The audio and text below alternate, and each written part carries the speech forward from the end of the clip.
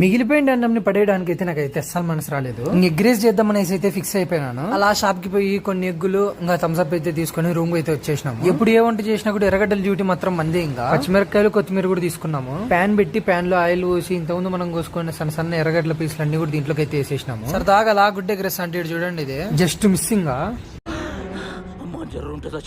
తెచ్చుకున్న గుడ్లన్నీ చిన్న చిన్న పగలగొట్టేసి దీంట్లోకి అయితే వేసి బాగా కలిపేసినాం. ఇంకా ఎట్లా కలపాలంటే గుడ్డ అంతా ఇంక ఇట్లా విడిపోల్లా. ఆ తర్వాత కారము, ఉప్పు, చికెన్ మసాలా అది ఇది అన్ని వేసి ఇంక ఇట్లా ఎర్రగా ఏదో ఇట్లా కలిపేసినాం. మనోడు అయితే ఇంకా ప్రొఫెషనల్ గా ఫాస్ట్ ఫుడ్ సెంటర్ లో కలిపినట్లు కలుపుతున్నాడు. ఇంకా మధ్యాహ్నం మిగిలిపోయిన అన్నం తీసుకొని మన ఎగ్ కర్రీలోకి అయితే వేసేసినాం. ఇంకా ఏదో ఒక రోజు మా వాడు మాత్రం ఒక పెద్ద ఫాస్ట్ ఫుడ్ సెంటర్ ఓపెన్ చేస్తాడు. లాస్ట్ కొత్తిమీర వేసేసి పక్కకి అయితే దింపేసినాము. ఎగ్ రైస్ ఏం బాగుంటది, వేడి వేడి ఎగ్ రైస్ లోకి మన థమ్స్అప్ ఉంటే ఇంకా వేరే లెవెల్. ఇంకా వేడి వేడి ఎగ్ రైస్ ఇంకా సలసల్లని థమ్స్అప్ దాతా అంటే ఆహాహా ఓహోహో వేరే లెవెల్ ఉంది. ఇలాంటి కళాఖండాలు మన ఛానల్లో చాలా వస్తాయి. సబ్స్క్రైబ్ చేసుకోవడం మర్చిపోద్ది. ఇంకా బాయ్.